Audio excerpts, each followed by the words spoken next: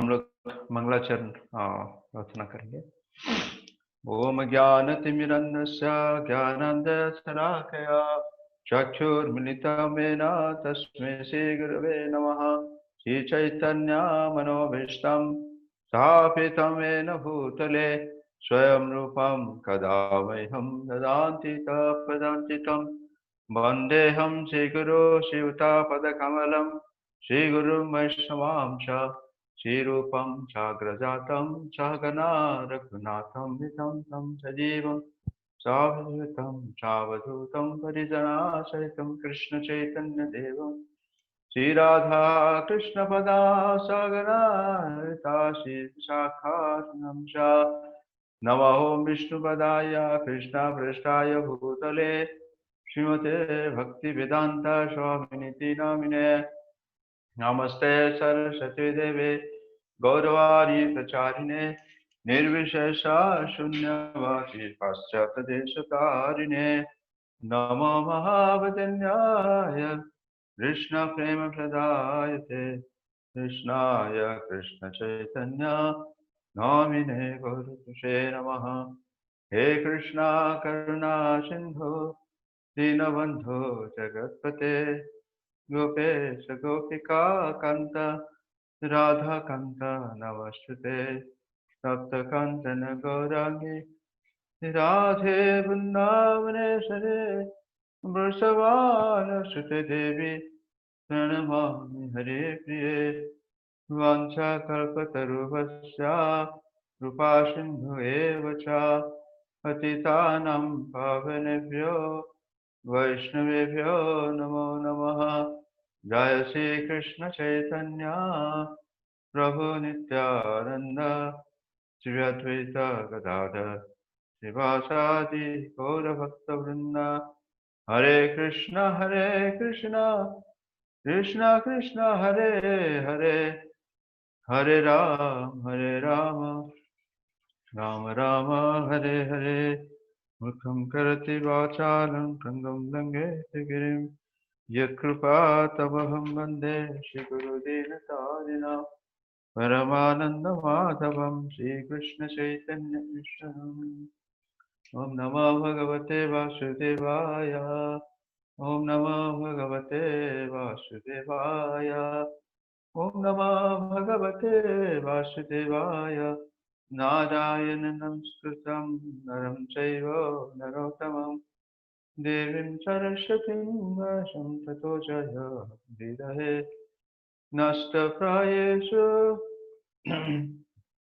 भद्रेषु नित्यं भागवत सेवया भगवत्युत्तमश्लोके भक्तिर्भवति नैष्टिकी। कृष्णाय वासुदेवाय रतिनन्दनाय च नन्दगोपकुमाराय गोविन्दाय नमो नमः। हरे कृष्णा। तो अभी सभी श्रोतागण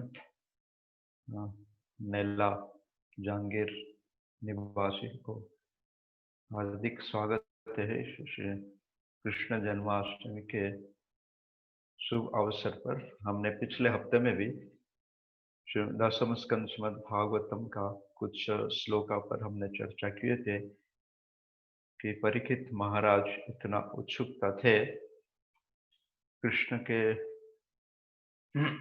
हमने 4 या 5 कारण के ऊपर चर्चा किए, क्योंकि परीक्षित महाराज के अंदर इतना उत्सुकता था कि भगवान कृष्ण के बारे में वो विस्तृत रूप सुनने के लिए सुखदेव गोस्वामी से खारबिंद से, और वही परीक्षित महाराज जिनको भगवान ने माता के गर्भ में, इसलिए परीक्षित महाराज का एक नाम बताया जाता है कि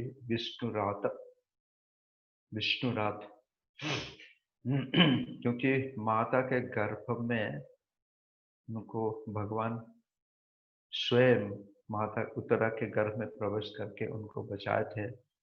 इसलिए भगवान कृष्ण को सुखदेव गोस्वामी का कार्यकलाप को वर्णन करते हैं पहला स्कंद में भागवतम में कि कृष्ण अद्भुत कर्मणा, भगवान कृष्ण का, जैसे भगवत गीता में भी भगवान अर्जुन को उपदेश देते हैं, जन्म कर्म च मे दिव्यम यो वेति तत्त्वा तत्त्वा देह पुनर्जन्म नैति मातिशो अर्जुन। भगवान, क्योंकि भगवान एक नाम है कि अजन्म, तो भगवान का नाम अजन्म है तो जन्म कैसे लेते हो? इसलिए जन्म कर्म छे में दिव्यम, भगवान का जन्म और भगवान का कर्म ये दिव्य और नित्य माना जाता है। तो इसको कोई अगर तत्व से अगर समझ लेता है, ठीक ठीक ढंग से अगर समझ लेता है, तो नैति मामिति तत्वादेह पुनर्जन्म, ये शरीर जब त्याग करता है, भौतिक शरीर जो पंच महाभूत से बना है, हाँ, पृथ्वी, अग्नि, जल, वायु और आकाश पंच महाभूत से बना है, और फिर मन, बुद्धि और अहंकार, तो इस शरीर को जब त्याग कर लेता है, तत्वादेह पुनर्जन्म नैति मामिति अर्जुन, वो फिर से इस भौतिक जगत में आए। वो अपने आध्यात्मिक दिव्य जगत को प्राप्त कर सकेगा, क्योंकि ये भौतिक जगत क्या है? ये है कुंठ जगत। ये भौतिक जगत का एक नाम है कुंठ, जहाँ पदम पदम यत् विपदम नातेषाम जन्म मृत्यु जरा व्याधि दुख दोष अनशन। लेकिन ये इसलिए बताया जाता है कि ये, हाँ, परालोक है और ये परलोक है ना। हम बोलने के लिए हम बोल लेते कि किसी व्यक्ति का अगर देहांत होता है, मृत्यु होता है, तो कि परलोक में गए, लेकिन परलोक इसको क्या गया कि भगवान का धाम को परलोक कहा गया, है ना। और क्योंकि वहां पे किसी प्रकार का दुख या कष्ट नहीं है, इसलिए वैकुंठ है, विगत कुंठ, जहाँ पे किसी प्रकार का दुख नहीं है, इसी को वैकुंठ कहा जाता है। तो इसलिए भगवान इस संसार में आते हैं, उनका अजन्मा नाम है अजन्मा, लेकिन फिर भी वो जन्म लेते हैं एक साधारण, अभजानन्ति मां मूढ़ाः तन्मयाश्रितम्, भगवान भगवत गीता में 11 अध्याय में बताते हैं कि ये जो मूर्ख लोग है, दुष्ट लोग है, ये लोग मुझे समझ नहीं पाते हैं, तो उनको लगता है कि मैं भी एक साधारण बालक के रूप में जन्म लेता हूँ, जैसे माता पिता धारण करते हैं। तो अब जानती माँ मूढ़ा, ये कौन से लोग है? ये लोग मूढ़ा, है ना। जो मूढ़ा, जिसका बुद्धि हरण क्या करते हैं नहीं, वो कभी भी मुझे नहीं जान सकते। मुझे जानने के लिए भक्त्या माम अभिजानती, केवल भक्ति के माध्यम से मुझे जान सकते हैं। इसलिए भक्ति का अर्थ क्या है कि सेवा, भज धातु से आता है सेवा, भगवान का प्रेममय सेवा को भक्ति माना जाता है ना। भगवान के प्रेममय सेवा को भक्ति माना जाता है। अथ श्री कृष्ण नामादि न भवेत ग्रहण इंद्रिय सेवान मुख्य ही जिहादो, भगवान ने जीवा दिया, इस जीवा के द्वारा हमको क्या करना चाहिए? भगवान का कथा कीर्तन करना चाहिए, और भगवान को लगाए वहां प्रसाद को अर्पित करके, भोग को अर्पित करके फिर प्रसाद करके उसको पाना चाहिए। इसमें से ही हमारा भक्ति शुरू हो जाता है। इसलिए भक्ति प्रेम में सेवा। तो जानती माँ मुढ़ा तन्मुनाश्रितम जन्म कर्म च में दिव्यम। तो इसलिए हम कृष्ण हर साल, हम जब से कृष्ण भावना मसम में आए हुए, या बचपन से इसको पूरे पृथ्वी भर में, खास करके भारतवर्ष में हर जगह जगह पे इस त्योहार को मनाया जाता है, गोकुलाष्टमी या कृष्ण जन्माष्टमी। तो इसलिए जो जन्म शब्द आता है, ये केवल भगवान कृष्ण के लिए लागू होता है, इसलिए कृष्ण जयंती। बाकी लोगों के साथ में हम जयंती लगा देते हैं, लेकिन ये अपराध है। जयंती केवल भगवान कृष्ण का ही होता है। तो इसलिए कृष्ण जन्माष्टमी, हम राम जन्माष्टमी नहीं राम नवमी बोलते, राम जन्म नवमी नहीं बोलते, राधा अष्टमी बोलते, राधा जन्म अष्टमी नहीं बोलते, नरसिंह चतुर्दशी, है ना, वामन द्वादशी। इस प्रकार से केवल ये जो जन्म शब्द का उपयोग है, ये केवल भगवान कृष्ण को ही संबंधित करता है, बाकी किसी से नहीं है ना। तो इसलिए भगवान जब बार बार आते हैं, तो एक बार श्रील प्रभुपाद जी ने जब ये धराधाम पे थे, हमारे अंतर्राष्ट्रीय कृष्ण भावना संघ के संस्थापक आचार्य भक्ति वेदांत स्वामी श्री प्रभुपाद।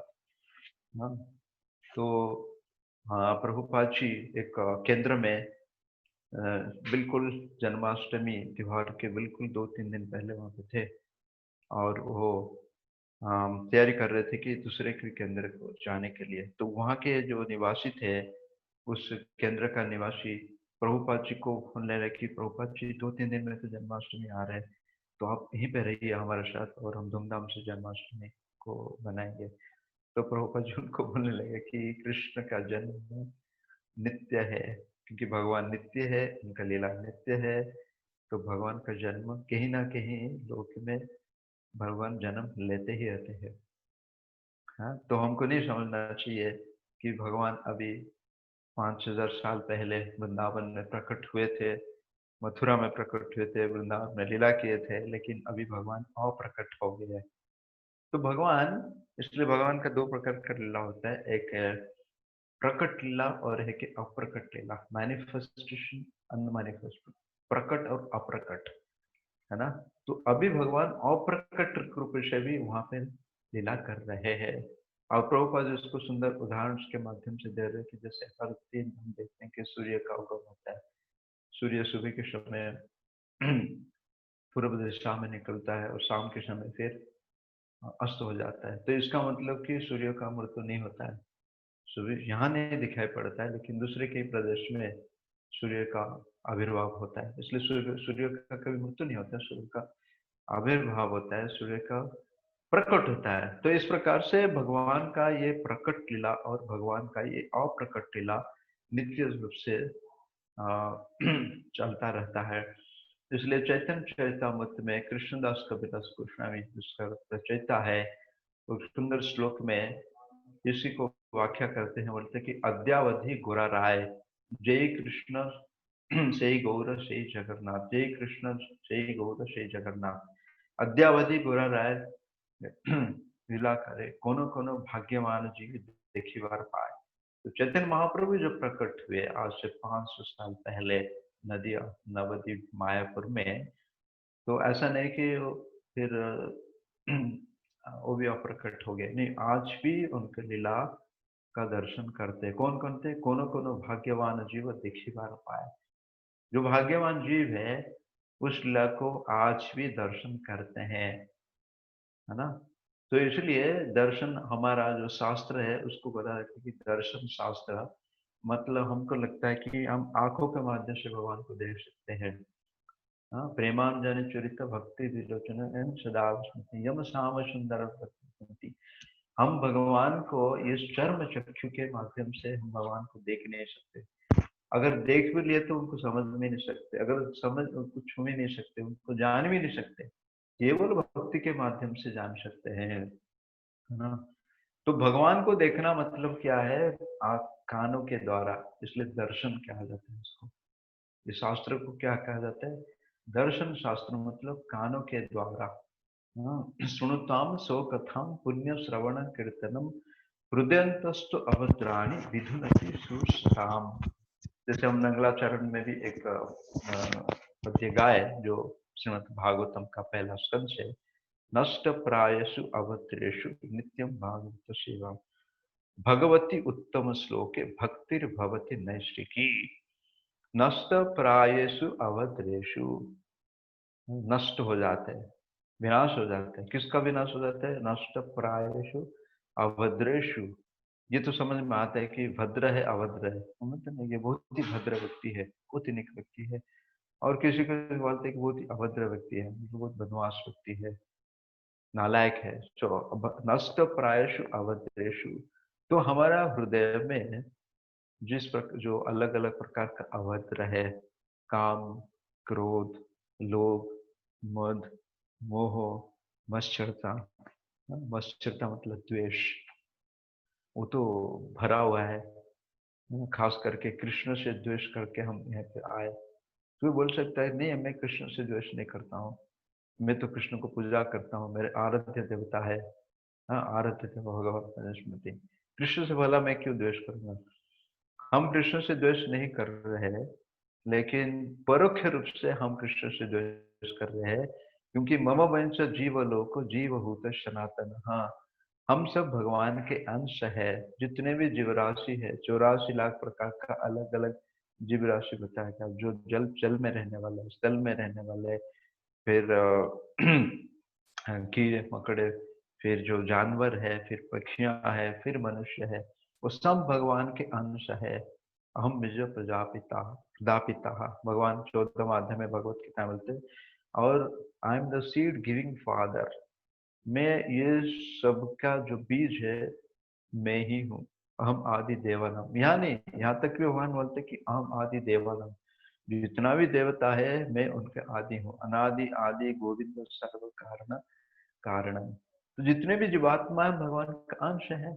तो अगर भगवान का अंश है, तो हम अगर एक जीवात्मा दूसरे जीवात्मा को द्वेष करता है, हिंसा करता है, हम दूसरे पशु को के लोग पशु को मार के खाते हैं ना। पिछले बार हमने एक श्लोक में चर्चा किया था, पशु घ्ना, है ना। कौन सी व्यक्ति जो भगवान के बारे में सुनने पसंद नहीं करेगा? तो कौन सा व्यक्ति है? वहां पे हमने चर्चा की है कि 3 श्रेणी का जो व्यक्ति है, वो कृष्ण कथा जो उनके लिए, पहला जो है, जो अभक्त है। अभक्त मतलब जो भौतिकतावादी, बहुत एकदम भोग ऐश्वर्य में एकदम डूबा हुआ है, और जीवन का लक्ष्य उसको क्या कि केवल पैसा कमाई करना, वो करना, है ना। अलग अलग प्रकार का जगह घूमना, खाना, पुष्पवती। उसी को भी कृष्ण कथा रुचिकर रहता है, क्योंकि उसके लिए कृष्ण कथा कैसे है? भव औषधि। ये भव सागर से पार करने के लिए, ये जो संसार को भव सागर के साथ तुलना किया गया है। हमने तो छोटा मोटा सागर देखा है, प्रशांत महासागर, ये भारत महासागर, बे ऑफ बंगाल, अरब सागर, है ना, पैसिफिक। ये इतना सारा जो सागर देखा है, महासागर देखा है, उसको तो कोई, भागवत में एक श्लोक आता है, छठा स्कंद में बताता है कि 100 लांगुलेन तरंती तरंती। मतलब हम देखते हैं कि जो कभी कभी पानी में, जलाशय में, तालाब में कुत्ता तैरता रहता है, किसी कारण से पानी में गिर गया, है ना, हमको लगता है कि वो तैरता है, अपने बचाव का प्रयास कर रहा है। और कोई मूर्ख व्यक्ति ये सोचेगा कि अरे मैं कुत्ता का पूंछ को पकड़ के ये सागर को, ये तालाब को पार कर लूंगा। कर सकता है? ये मूर्खता है ना, मूर्खता है। तो कोई भी व्यक्ति, चाहे कितने बड़ा तैरने वाला क्यों ना हो, ये इस भव सागर को पार नहीं कर सकता है। ये इस भव सागर को पार करने के लिए केवल इसलिए बताया गया कि समाश्रित पद पल्लव, ये भगवान का जो पद जुगल है, भगवान का जो चरण कमल है, उसी को एक नौका के साथ तुलना किया गया। तो हम भगवान के चरण कमल को अगर आश्रित होते हैं, ये भवसागर को हम आसानी से पार कर सकते हैं। और इसका पुष्टिकरण 10वें स्कंद के दूसरे अध्याय में, जो देवता लोग प्रार्थना किए भगवान को, गर्भ में भगवान माता देवी के गर्भ में स्थित जब थे, देवता लोग प्रार्थना किए, और जाके फिर आगे 14वां अध्याय में ब्रह्म विनोद लीला हुआ। ब्रह्मा जी ने भगवान के माया के द्वारा विमोहित हो गए, जब उनको समझ में आया कि ये मेरे प्रभु है, मैं उनके प्रति, उनके बछड़े के प्रति, उनके ग्वाल वाल के प्रति अपराध किया, उनको चुरा के, वो भी आके भगवान को समाश्रित है पद पल्लव पदम, तो आके सुंदर श्लोक के साथ ये प्रार्थना अर्पण करते। उस एक श्लोक का अर्थ ये प्रकार है कि जो ये भवसागर को पार करने के लिए जो कठिन है, देवी से गुणमय मम माया दुरत्या, केवल कठिन नहीं, अत्यंत कठिन है। छोटा मोटा सागर, छोटा मोटा तालाब को पार करना भी मुश्किल हो जाता है, ये भवसागर को कैसे भला कोई पार करेगा, है ना। तो ये भवसागर को पार करने के लिए केवल भगवान के पद जुगल, केवल भगवान के चरणाश्रित हमको होना चाहिए। इसलिए हमारा एक कवि भज, भजन में लिखते हैं, भजहु रे मन श्री नंद नंदन अभय चरणारविंद रे। तो यार मन भजन कर ले, किसका भजन कर ले? भजहु रे मन श्री नंद नंदन। नंद नंदन कौन है? नंद का बेटे, पुत्र जो है नंद नंदन है, उनका भजहु रे मन श्री नंद नंदन अभय चरणारविंद। क्योंकि भगवान का जो चरण है वो अभय प्रदान करने वाले। बाकी संसार में हम जिस किसी का भी आश्रय लेते हैं वो हमको कभी भी अभय प्रदान नहीं कर सकते हैं। बालस्य नेह पितरम शरणो, प्रहलाद महाराज, जो उनको नरसिंह देव के द्वारा उनको सुरक्षा प्रदान किया गया, कितने प्रकार के उनके कठिनाई आया पहाड़ के। हरे कृष्ण। कितने प्रकार से उनको निर्यातना दिया गया, उनको पीटा गया, मारा गया, तेल के अंदर छोड़ा गया, समुद्र के ऊपर फेंका गया, हाथी के पैर के नीचे ऊपर जो विषधर सर्प है वो उनके बीच में उनको छोड़ा गया। लेकिन जो प्रहलाद थे, है ना, जैसे प्रहलाद लाद दाई ने, हम हर रोज प्रतिदिन भगवान नरसिंह देव को प्रार्थना करते हैं, है ना, नमस्ते नरसिंहाय लाद लाद दाई, जो आह्लाद देने वाले, आनंद देने वाला है। तो उनको किसी प्रकार का कभी भय होगा नहीं, क्योंकि उन्होंने पूर्ण रूप से भगवान का स्मरण कर रहे थे। श्रवणम कीर्तनम और विष्णु स्मरणम, श्रवणम कीर्तनम और विष्णु स्मरणम। आप जिसका श्रवण करेंगे मतलब सुनेंगे, उसी का ही कीर्तन करेंगे, और बार बार श्रवण कीर्तन होने का उसी का भी स्मरण आता है कि नहीं। भौतिक जगत में देखते हैं ना, कोई हम सिनेमा संगीत को गाते हैं, हाँ, तो रात के समय या हर वक्त एक्चुअली वही बार बार हमारे सामने आते हैं, मुंह में निकल जाते हैं। तो श्रवणम, हाँ, तो इसलिए प्रभुपाद बोलते हैं हमको केवल कीर्तन या श्रवण केवल कृष्ण का करना चाहिए। वहां पे श्रवणम कीर्तनम विष्णु स्मरणम बताया गया, काली का कीर्तन नहीं बताया गया, काली का स्मरण नहीं बताया गया, काली का श्रवण नहीं बताया गया, केवल विष्णु का। क्योंकि बाकी जितना होता है आपको मुक्ति को ही प्रदान नहीं कर देती। भगवान कृष्ण का एक नाम है मुकुंद, जो आपको मुक्ति देने वाला है, जो आपको मुक्ति प्रदान करने वाला है। संसार में कोई आपको मुक्ति प्रदान करने वाला है नहीं। आपको शरीर मुक्ति मतलब असली मुक्ति बताया गया है कि हम अभी मुक्ति चाहते हैं, जैसे दुख कष्ट मिल रहा है हमको, तरह तरह के कष्ट मिल रहा है, आध्यात्मिक, आधि भौतिक, आधि दैविक, इतने पीड़ित रहते हैं हम, है कि नहीं। हम सबका अनुभव है, अभी पिछले 5 महीना में हमने अब सब अपने घर में बंधे हुए हैं, लॉकडाउन हुए, किसी का कोई पिए नहीं, क्या करेंगे। पूरे सारे विश्व भर सोच रहे हैं, सारे दार्शनिक, सारे साइंटिस्ट, वैज्ञानिक लोग, नेता, सब लोग सोच रहे हैं, क्या इलाज है, क्या इलाज है। किसी के पास कोई इलाज नहीं है, केवल एक ही इलाज है, हरि कथा अमृत, भगवान कृष्ण का। इसलिए हरे नाम हरे नाम ही केवलम, कलो नास्तेव नास्तेव नास्तेव गतिर अन्यथा, और कोई उपाय नहीं है। तो इसलिए हमको ये हरि नाम के रूप में ये हमको भव औषधि मिला है। तो ये जो भव औषधि है, ये जो व्यक्ति है, एक भौतिक व्यक्ति के लिए ये भव औषधि है, ये जैसे एक दवाई के जैसे काम करता है। और जो निवृत्ति तृष्ण है, जो व्यक्ति पूरी तरह से ये भौतिक प्रपंच से मुक्त हो चुका है ना, अन्याभिलाषिता शून्यम ज्ञान कर्म अनावृतम, किसी प्रकार का उसको इच्छा नहीं है, भोगने का बिल्कुल नहीं है। और अन्याभिलाषिता शून्यम ज्ञान कर्म अनावृतम, ना ज्ञान का इच्छा करता है, ना कर्म का इच्छा करता है, किसी प्रकार का नहीं। अनुकूल कृष्ण भक्ति उत्तम, जो उत्तम भक्ति का लक्षण बताया गया। तो उसके लिए क्या है, ये जो हरि कथा है एक रसायन जैसे, रसायन मतलब टॉनिक है।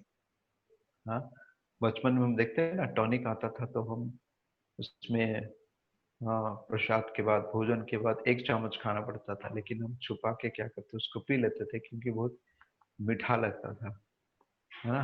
तो आपको, आप लोग हरि नाम सुन रहे हैं या भगवान का कीर्तन कर रहे हैं या भगवान का नाम जप कर रहे हैं, तो आपको अभी मिठास अनुभव होता है, मीठा लगता है आपको। हरे कृष्णा, कौन बताएगा आपको कि मीठा लगता है कि कड़वा लगता है। हरे कृष्णा, शशि प्रभु आप बताइए।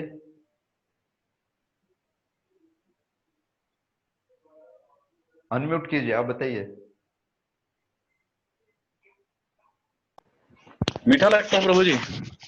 अरे वो मुझे तो कड़वा लगता है। 20 20 साल हो मुझे गया मुझे बहुत मीठा। कड़वा लगता है।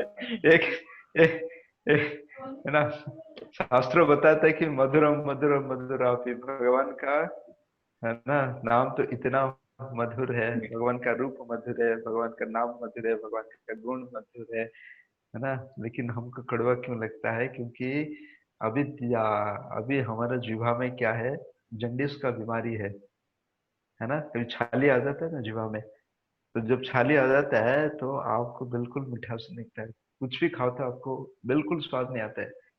तो थोड़ा कभी बुखार होता है ना, बुखार आते ही। लेकिन भगवान का नाम तो मधुर है, मधुर क्यों नहीं है? तो एक वक्त तो बता रहे थे, वो प्रैक्टिकल किए भी, है ना, कि बोले अरे मैं इतना साल से जब कर रहा हूँ लेकिन नींद आ रहा है, कोई मिठास नहीं लग रहा है, शोला वाला लगता है कि जैसे बहुत बड़ा पहाड़ पहाड़ को उठाने की जा रहा हूँ, है ना। इसलिए जो बीड़ी बाग में हाथ डालते हैं, हरे कृष्णा कृष्णा कृष्णा हरे हरे, हरे राम राम राम हरे हरे, तुरंत क्या होता है, निद्रा देवी हमको सुला देती है। सच है झूठ है? हरे कृष्णा हाथ उठे अगर सच है तो। उठा, सुला देती है कि नहीं? तो मीठा अगर मीठा लगता है तो इसलिए महाराज जी हमेशा क्या करते थे कि जिस हमेशा हर भक्त का साधक का वही प्रश्न होता है, क्योंकि हरि नाम हमको मीठा क्यों क्यों नहीं लगता है, स्वादिष्ट क्यों नहीं लगता है? तो महाराज कहा करते कि अगर कभी हम भोजन में बैठे प्रसाद ग्रहण कर रहे हैं, हाँ, तो आपको नींद आता है? आज तो किसी को भी नहीं देखा गया कि प्रसाद खाते खाते कोई सो गया। आपने किसी को कभी देखा प्रसाद भोजन करते करते कोई सो गया? कोई व्यक्ति शराब पी के सो गया होगा। नहीं, एक नहीं, शराब के नशा में। इसी प्रकार जो हरि नाम के नशा में अगर कोई डूब जाता है तो उसको तो नींद आता है एक्चुअली, क्योंकि भगवान के पराकाष्ठा को, चरम सिद्धि को प्राप्त कर चुका है। तो वो भक्त क्या करते थे, जब जप करते समय अपने पास में खड़ी शक्कर रखते थे, मिश्री की गोली, है ना। और हरे कृष्ण महामंत्र जो शुरू करते थे, श्री कृष्ण चैतन्य प्रभु नित्यानंद श्री अद्वैत गदाधर शिवासति गौर भक्त वृंद, हरे कृष्ण कृष्ण कृष्ण हरे हरे, हरे राम राम राम हरे, तो एक मिश्री का गोली खाते थे। और मिश्री का गोली खाते खाते तो उनका 108 माला होता था, एक माला हो जाता था, फिर दूसरा एक खाते थे, तो लगता है कि अभी मिठाई लग रहा है। हाँ, ये प्रैक्टिकली वक्त करके देख रहे थे, है ना। तो अभी मिठास क्यों नहीं लग रहा है? तो क्योंकि अभी हमको अविद्या का बीमारी है।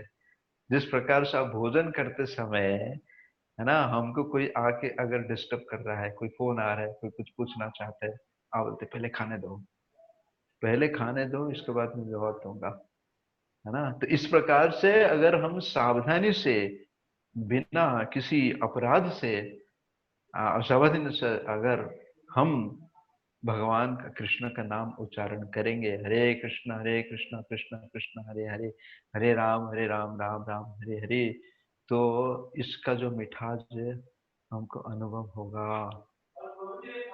हरे कृष्णा। एक बार प्रभुपाद जी ने इस जन्माष्टमी के उत्सव पर, क्योंकि ये जन्माष्टमी उत्सव जो है हमारे लिए सबसे कड़क है ना। एक तो है हमारा पांडव निर्जल एकादशी, आप लोगों ने पांडव निर्जल एकादशी की है? अभी मई महीना में जो आया था, बिल्कुल बिना पानी से, कुछ लोगों ने किया है अपने? हरे कृष्णा। पांडव निर्जला एकादशी 24 घंटा से ज्यादा होता है उसका मतलब, है ना। तो एक हाँ, तो प्रभुपाद जी ने एक जन्माष्टमी के उत्सव पर, और जन्माष्टमी के इस प्रकार होता है कि हमको 12 बजे तक, क्योंकि भगवान का जन्म तो अर्धरात्रि हुआ था, भगवान के जन्म होने के बाद हमको भोजन ग्रहण करना पड़ता है, चरणामृत लेना पड़ता है। तो प्रभुपाद जी ने क्या किए, शुरू किए कि कृष्ण बुक, जो कृष्ण पुण्य पुरुषोत्तम भगवान है, प्रभुपाद जी ने दसम स्कंद का उसमें व्याख्या किए एक कहानी के रूप में। उसमें पूरे बिल्कुल 90 अध्याय है। तो प्रभुपाद जी ने सुनना शुरू किए, और 1 घंटा हुआ, 2 घंटा हुआ, 3 घंटा हुआ, 4 घंटा, पूरे रात भर और प्रभुपाद जी उसको सुन रहे। ना प्रभुपद को नींद आ रहे, ना प्रभुपद को भूख आ रहे, ना प्रभुपद को प्यास आ रहे। इसका साक्षात उदाहरण हम देख सकते हैं कि प्रभुपाद जी। इसलिए यहाँ परीक्षित महाराज भी 7 दिन 7 रात तक क्या कर रहे हैं, बिना खाए, बिना पिए, बिना सोए इस कृष्ण कथामृत को पान कर रहे हैं। तो कृष्ण कथा का अमृत अगर पान करना है, उसका मिठास को अगर चखना है, तो इस जो लगन से, इस ध्यान से अगर हम करेंगे, तो जरूर हमको इसकी मिठास अनुभव होगा। अगर नहीं होता तो 7 दिन 7 रात तो केवल परीक्षित महाराज और सुखदेव गोस्वामी उस सभा में बैठ के नहीं सुन रहे। उसी भरी सभा में कई प्रकार का लाखों लाखों करोड़ों हजारों साधु संत वो बैठे, वहां पे व्यासदेव जी से बैठे, नारद मुनि बैठे, ऐसे तो सारे बैठे। तो वो लोग भी देखिए, केवल इसलिए बताया जाता है कि ऐसा नहीं कि कृष्ण कथा जो करता है, जो बकता है और जो श्रोता है, केवल उनको आनंद मिलता है, केवल उनको फायदा मिलता है, नहीं। इसलिए दसम स्कंद में भागवत में बताया गया, जैसे कोई पवित्र गंगा नदी में जाता है और गंगा जल को स्वाद चरणार्थ रूप में प्राप्त करता है, जो चरणामृत को प्राप्त करता है उसी का शुद्धिकरण होता है। और इसी चरणामृत का अगर किसी के सिर पे अगर छिड़क जाता है, उसी को भी उसका शुद्धिकरण हो जाता है, मतलब उसको, है ना।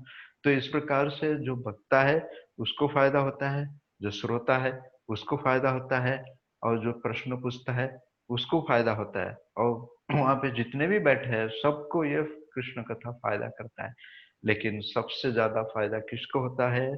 जो बकता है, जो बोलता है, उसको सबसे ज्यादा फायदा होता है। ऐसा क्यों बोलेंगे? हाँ, क्योंकि जो सुनता है ना, वो केवल अपने श्रवण इंद्रिय को इस्तेमाल करता है। ओके। और जो प्रश्न पूछता है, जिज्ञासु है, वो श्रवण इंद्रिय को इस्तेमाल करता है और अपने जीवा जीवा को भी इस्तेमाल करता है ना। लेकिन जो बकता है, जो बोलता है, वो तीरों को इस्तेमाल करता है, अपने श्रवण इंद्रियों को इस्तेमाल करता है, जीवा के द्वारा बोलता है और मनन भी करता है। हाँ, क्योंकि प्रश्न भी पूछ सकते हैं, मनन कर, उसने क्या बोल रहा है तो उसको मनन भी करता है, इसलिए सारे इंद्रिय जुड़ते हैं। इसलिए सबसे ज्यादा फायदा किसको होता है?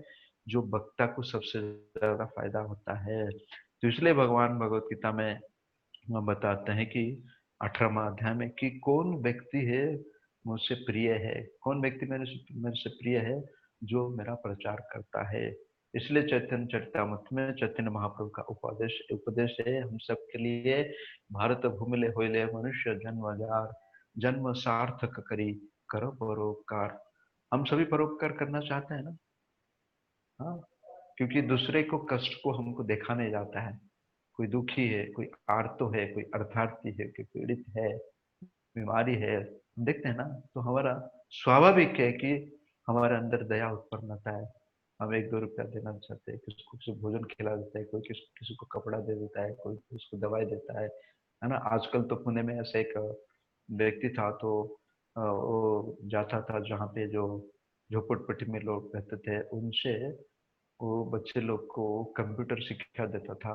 तो हम उसको मिलने लगे, पूछने लगे, तो उसका भाव ये था कि इस जो झोपड़पट्टी बच्चे हैं, मैं उनको कंप्यूटर का शिक्षा दूंगा, और देखिए देने के बाद मैं उनको विदेश कंप्यूटर इंजीनियर बनाऊंगा और विदेश भेजूंगा, ताकि वो लोग बहुत सारे पैसा कमाई करेंगे, ताकि उनका आर्थिक स्थिति जो सुधर जाएगा। अच्छी बात है, भावना तो अच्छी है, उसमें कोई ये नहीं है। लेकिन बताया गया कि किसी को आप भोजन खिला रहे हैं, किसी को आप कपड़ा दे रहे हैं, किसी को दवाई मिल रहा है, ये जितना भी आप कर रहे हैं, ये केवल क्या है, शारीरिक स्तर पे कर रहे हैं। हाँ, आध्यात्मिक स्तर पे हम कुछ कर पा रहे हैं? नहीं। आप इसको भोजन खिलाए किसी व्यक्ति को, कितने साल खिलाएंगे? ठीक है, कोई व्यक्ति बोलेगा मैं जिंदगी भर खिलाऊंगा ना, लेकिन उसके जो मृत्यु होगा, दूसरा जीवन प्राप्त होगा, तो कोई गारंटी है उसको मनुष्य जीवन मिलेगा? नहीं। कोई जान गारंटी है उसको धनी परिवार में जन्म मिलेगा? नहीं, कोई गारंटी नहीं। तो आपने उसको बचा पाया? नहीं बचाया। जो भी हमने उसको उपकार किया, इस उपकार से हम उसका आत्मा को बचा नहीं पाए, केवल हम शरीर को बचाने के लिए प्रयास किया। तो इसका उदाहरण इसलिए शास्त्र में बताया गया, जैसे मान लो कि किसी व्यक्ति पानी में अगर डूब रहा है और चिल्ला रहा है, पुकार रहा है कि बचाओ, वो किसी व्यक्ति उसको पानी से कूद के अपने जान को बाजी पे लगा के उस व्यक्ति को उठा के लेके आया। लेकिन बाद में पता चला कि इस व्यक्ति का जो डूब रहा था केवल उसका जो कोट है, हम उठाते ना, उस कोट को केवल पकड़ के लेके आया, व्यक्ति डूब गया, है ना। तो ये उदाहरण देते हैं, ये जो उपमा दिया जाता है, इस प्रकार से है हम संसार में लोगों को उद्धार करना चाहते हैं, लोगों को उपकार करना चाहते हैं किसी तरह से। जैसे इस व्यक्ति जाके केवल उसने कोट को बचाया, मतलब उसका स्थूल शरीर को बचाया, उसका जो सूक्ष्म शरीर है मतलब उसका जो आत्मा है को बचा नहीं पाया। तो इस प्रकार का हम जितना भी कार्य करते हैं इसी प्रकार से है, हम उनको बचा नहीं पा रहे, केवल शरीर को बचा रहे हैं।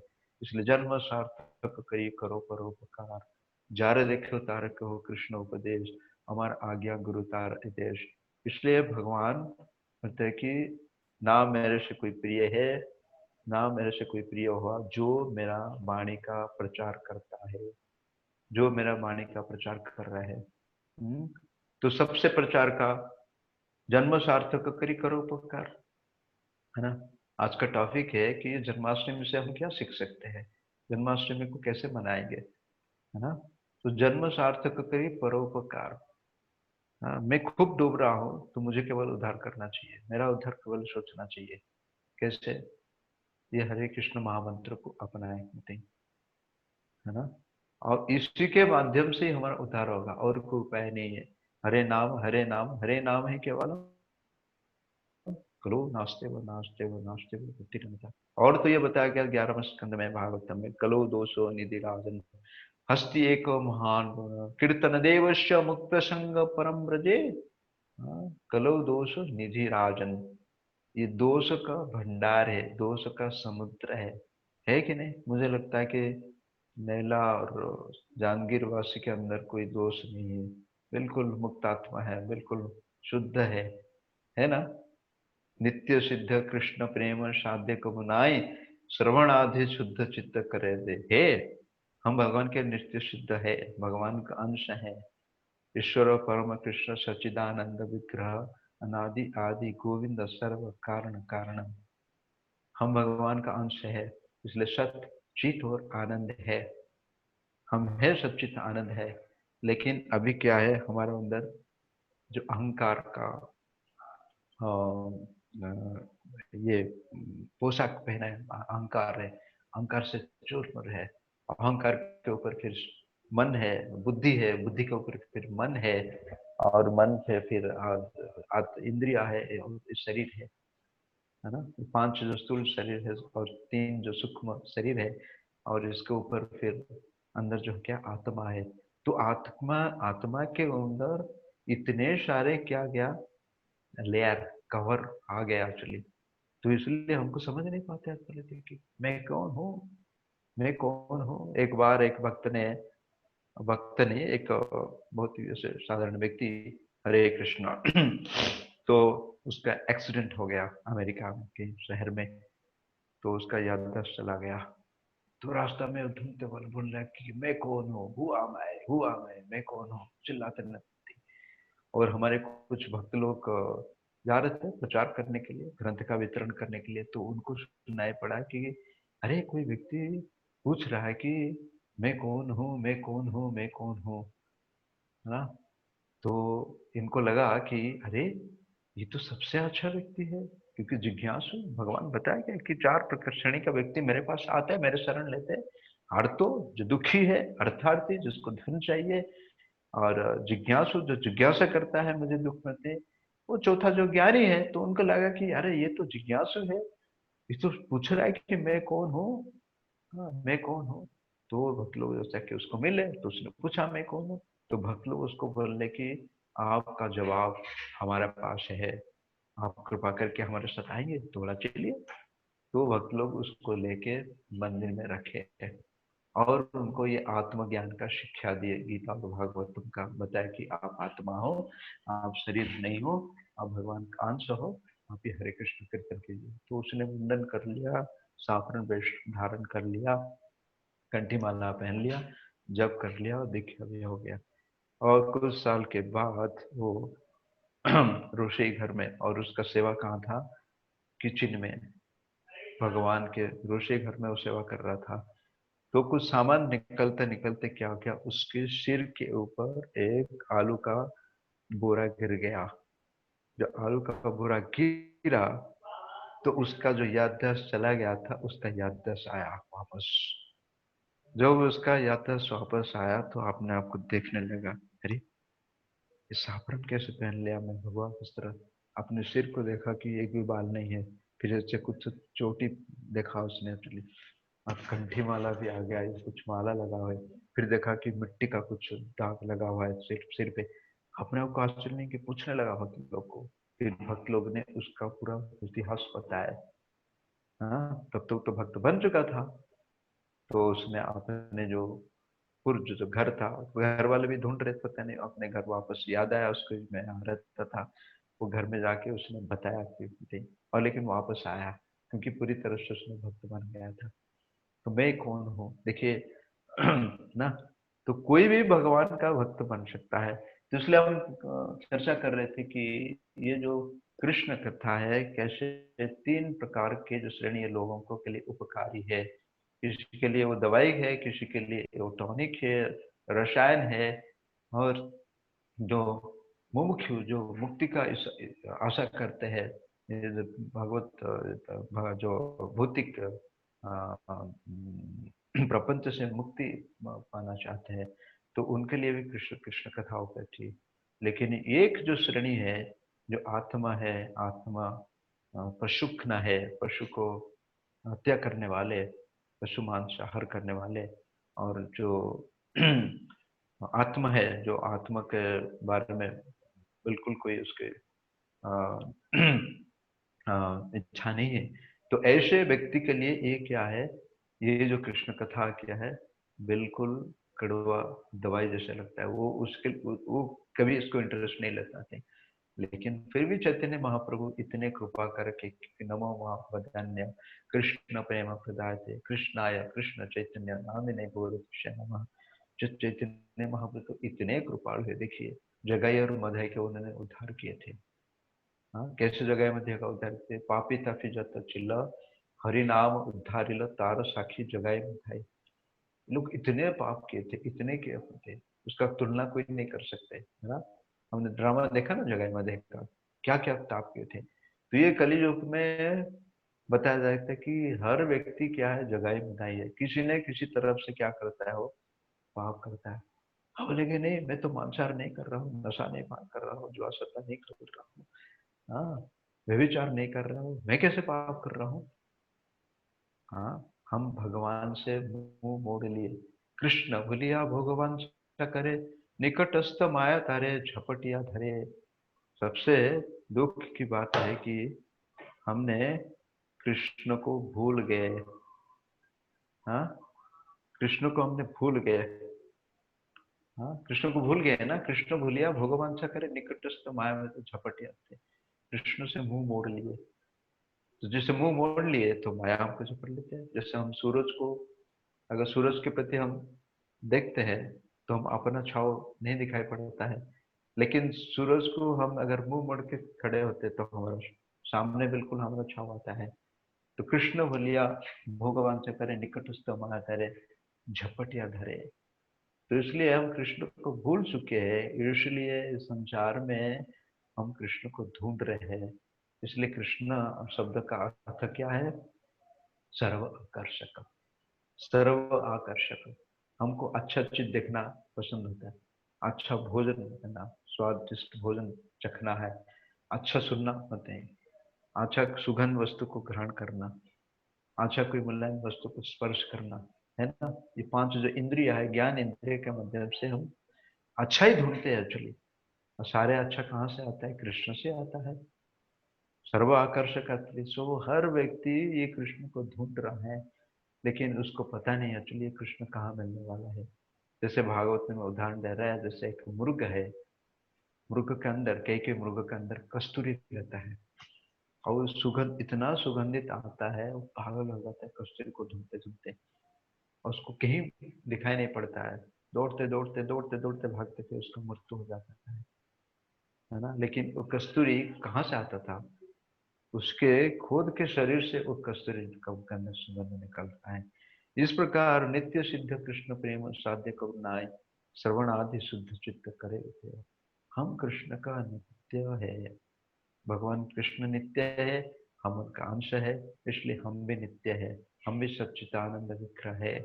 हम इस नित्य को ढूंढते हैं, आनंद को ढूंढते हैं, है ना। लेकिन हम गलत जगह पे ढूंढते हैं, सही वस्तु पे हम ढूंढते हैं। इसलिए नित्यानंद प्रभु कहते हैं, नरोत्तम दास ठाकुर नित्यानंद प्रभु के प्रार्थना में बोलते हैं, अहंकार असत्य र सत्य करी मानी निताई पदो पाशरिया। असत्य र सत्य करी मानी निताई पदो पाशरिया। हम इतने भ्रमित है, जो सत्य वस्तु है हमको छोड़ लेते हैं, हाँ, और जो अनित्य वस्तु है हम उसको पकड़ लेते हैं। इसलिए संसार में हम देखते हैं, हम जिस व्यक्ति को याद करते हैं वो व्यक्ति हमको कभी नहीं याद करता है, हाँ, उसको भूल जाता है। बराबर। और जो व्यक्ति हमको हमेशा याद करता है हम उसको कभी नहीं याद करते हैं, बराबर ना। हम माता पिता भाई बंधु कुटुंब रिश्तेदार उनके लिए हम चिंतित रहते हैं, है ना। लेकिन वो जो संबंध है क्या है, इसलिए वो संबंध है क्षणिक के लिए है ना। 10 20 30 साल 50 60 साल ये संबंध तो खत्म खत्म होने वाला है। लेकिन हमारा जो नित्य संबंध है भगवान कृष्ण के साथ, असत्य र सत्य करी मानी निताय पद पाशरिया। अहंकार है मत ही। हम क्यों भगवान को भूल गए, भगवान के चरण कमल को क्यों भूल गए? अहंकार मत ही। अहंकार ना, जैसे गाड़ी पे बैठते हैं ना, कार पे बैठते हैं, वो सीट ऐसा है, कोई भी उस सीट पे बैठता है, अपने स्टीयरिंग को हाथ में लेता है ना, और नीचे एक्सेलेटर रहता है ना, तो उसको इतना ये आता है कि देखो मैं कार हूँ, मैं कार हूँ, भगाता है गाड़ी को, भगाता है ना। हमारे अंदर तुरंत अहंकार आ जाता है जो, तो अहंकार मत ही। कि जो अहंकार हमको क्या करता है, पागल बना देता है। तो हम अपने आप को सोचने लगते हैं कि मैं कुछ हूँ, मैं कुछ हूँ। अरे हम क्या होंगे बताइए, एक जो छोटा सा, जो हम आंखों को देख भी नहीं सकते हैं, माइक्रोब्स है, एक करोना वायरस है ना, वो इतना दंगा फसाद कर रहा है ना, ना दबाव मचाए है, और हम बोलते हैं कि मैं कुछ हूँ, हम कुछ भी नहीं है। अहंकार मत ही आप। इसलिए महाप्रभु नरोत्तम दास ठाकुर अपने प्रार्थना में कहते हैं, श्री कृष्ण चैतन्य दया करो हमारे, हाँ, तुम बिना के दयालु जगत संसारे मौसम पतित प्रभु न पाइबे आर। तो हम कृष्ण को समझने के लिए, गौरांग महाप्रभु को समझने के लिए, बलराम जी को समझने के लिए, नित्यानंद प्रभु को समझने के लिए, गुरु तत्व को समझने के लिए क्या चाहिए हमको? आर कवे निताय चांद करुणा हृदय मौसम पतित प्रभु न पाइबे आर। हम अपने आप को क्या महसूस करना चाहिए कि मैं बहुत पतित हूँ, मैं बहुत गिरा हुआ हूँ। मौसम पतित प्रभु न पाइबे यार। अब मेरे जैसे पतित आपको कहीं नहीं मिलेगा, क्योंकि भगवान का नाम क्या है? पतित पावन, है ना। पतित पावन भगवान का नाम है, पतित पावन। तो पतितों को उद्धार करने वाले। लेकिन हम आपने आपको अगर बोलेंगे मैं महान हूँ, मैं अति महान हूँ, मैं बहुत बड़ा हूँ, तो भगवान का कृपा हमको मिलेगा? नहीं मिलेगा। अगर आपने आपको अगर हम पतित मानते हैं, महापतित मानते हैं, तो भगवान है क्या है? पतित का उद्धार करने वाले, पतित का पावन है, पतित को पावन करने वाले। इसलिए तो आया है, धर्मस्य ग्लानिर्भवति भारत में, परित्राणाय साधनम विनाशाय च दुष्कृताम धर्म संस्थापना तो संभवामि जुगे जुगे। क्यों भगवान आए? धर्म का स्थापन करने के लिए, असुरों को नाश करने के लिए, संहार करने के लिए, और अपने निजी जन, अपने भक्तों को उद्धार करने के लिए, भक्तों को प्रेम देने के लिए भगवान आते हैं। भगवान का और कोई कारण नहीं है। बाकी जो दो कारण है, असुरों को नाश करना, धर्म को स्थापन करना, वो तो भगवान का शक्ति ऐसे ही कर लेगा, भगवान को आना नहीं पड़ेगा। एक भगवान का जो शक्ति है इस सारे असुर को खत्म कर लेगा, सारे दुष्ट को नाश कर लेगा, सारे अनर्थ को नाश कर लेगा। लेकिन भगवान अपने भक्त के साथ जो आदान प्रदान करना चाहते हैं, इस आदान प्रदान को आस्वादन करने के लिए भगवान पृथ्वी पे अवतरण होते हैं। और ये खासकर जो कृष्ण भगवान आते हैं, ब्रह्मा जी का अभी जो युग चल रहा है, ये है वैवस्वत मनु, वैवस्वत मनु 8वें। ब्रह्मा जी का एक दिन में भगवान आते हैं। भगवान का एक दिन मतलब क्या, सहस्र युग पर्यंतम, सत्य त्रेता द्वापर कली, ऐसे जो चार है उसके हजार होते हैं, इसमें एक दिन होता है, और फिर एक रात भी होता है 12 घंटा, फिर 12 घंटा, फिर एक महीना होता है, एक महीने का फिर एक साल होता है। और ब्रह्मा जी का आयु कितना है, 100 साल। 100 साल ऐसे है। 311 ट्रिलियन ईयर्स है, 311 ट्रिलियन ईयर्स। इतने बड़े लंबी आयु ब्रह्मा जी का है, उनके सामने तो हम तुच्छ है। लेकिन भगवान केवल आते हैं ब्रह्मा जी का एक दिन में आते हैं। हाँ, और ये 5000 साल पहले भगवान यहाँ पे धरातल में प्रकट हुए थे, इसी सुंदर लीला के माध्यम से। इसलिए नित्य धाम है वृंदावन जो है, भगवान का क्या है, नित्य धाम है, हमेशा के लिए उस धाम में वो रहते हैं। तो तो इसलिए बताया गया कि ना कि भगवान प्रकट रूप से और अप्रकट रूप से, जब भगवान आए थे तो प्रकट रूप से लीला कर रहे थे, तो अभी भी भगवान वृंदावन में लीला कर रहे हैं, लेकिन अप्रकट रूप से। उनको देखने के लिए क्या चाहिए हमको, हमको प्रेमांजन चरित भक्ति विलोचन संत सदैव, हमको प्रेम का अंजन चाहिए। अंजन पता है ना, काला लगाते हैं, है ना, नवजात शिशु को लगाते हैं और डेकोरेशन के लिए लगाते हैं, आंखों के लिए पति में। लेकिन हमारे आंखों में अभी कौन सा अंजन है, अभी कामांजन है। कामांजन मतलब हम हर वस्तु को भोग करना चाहते हैं, है ना, हम बस हर वस्तु को भोग करना चाहते हैं। भोग मतलब केवल खाने का वस्तु नहीं, देखने का, सुनने का, छूने का, सुगंध लेने का, हर जो भी हम वस्तु संसार में देखते हैं, हमारा सोच विचार यही है कि मेरे लिए ये मेरे लिए है, मुझे अगर मिल जाएगा तो बहुत अच्छा होगा। हाँ, ये जो भोग करने का जो इच्छा है, इससे हम भगवान को प्राप्त नहीं कर सकते, कभी भी नहीं दिखाई पड़ेंगे। जब भगवान प्रकट रूप में थे, लीला कर रहे थे, दुर्योधन आदि थे ना, दुर्योधन तो था ना भगवान के सामने, भगवान ने उसको विश्व रूपी का दर्शन कराए, लेकिन दुर्योधन माना, देख पाया भगवान को, नहीं देख पाया। क्यों? क्योंकि कामांजन का चक्षु था, कामंजन का चक्षु था, इसलिए देख नहीं पाया। अब बाकी जो भगवान का भक्त थे, देखिए, है ना, वो भगवान को देख पा रहे थे। तो भगवान को देखने के लिए ये आंख की जरूरत नहीं है, भगवान को देखने के लिए कौन सी आंख की जरूरत है, प्रेमांजन का चरित्र भक्ति विलोचन, भक्ति के माध्यम से, भक्ति माम अभिजानती, हम भगवान को देख सकते हैं। तो भगवान को देखना मतलब क्या, भगवान का सेवा में हमारा सारी इंद्रिय को इस्तेमाल करना, मतलब भगवान को देखना। तो एक बार भक्ति सिद्धांत सचिव ठाकुर प्रवचन दे रहे थे, प्रभुपाद जी के गुरु और हमारे परम परम परम गुरु, और जब प्रवचन दे रहे थे और कुछ ही समय के बाद भगवान का पट खुला, दर्शन खुला, तो कुछ लोग भक्त खड़े होकर चलने लगे। तो भक्ति सिद्धांत ठाकुर पूछने कि कहाँ जा रहे हो, वो लोग बोले कि हम दर्शन करने के लिए जा रहे हैं। तो भक्ति सिद्धांत ठाकुर उनको इतना बांटे, बोले क्या देख पाएंगे, क्या देखेंगे, मार्बल का मूर्ति जाके देखेंगे, कुछ कपड़ा वस्त्र पहने के कुछ आभूषण देखेंगे, नहीं, हम देख नहीं पाएंगे। हमको देखना है तो कानों के द्वारा देखना है, पहले कानों के द्वारा दुखना है, इसके बाद हम भगवान का जो विग्रह, शिव विग्रह को देखते हैं, फिर उसके बाद हम शिव विग्रह को देखने के बाद उनके प्रति प्रेम का जागृत होगा। देखने के कितना समय देख रहे हैं, नहीं देख पाएंगे। इसलिए जब कभी हमको कथा कीर्तन का मौका मिलता है, तो पहले हमको कानों से ध्यान पूर्वक उसको सुनना चाहिए, और हम जितना सुनेंगे इतना शुद्धिकरण होगा, और फिर हम भगवान को देख सकते हैं। नहीं तो हमारा ये चंद्र चक्र के सामने भगवान को देख नहीं सकते हैं।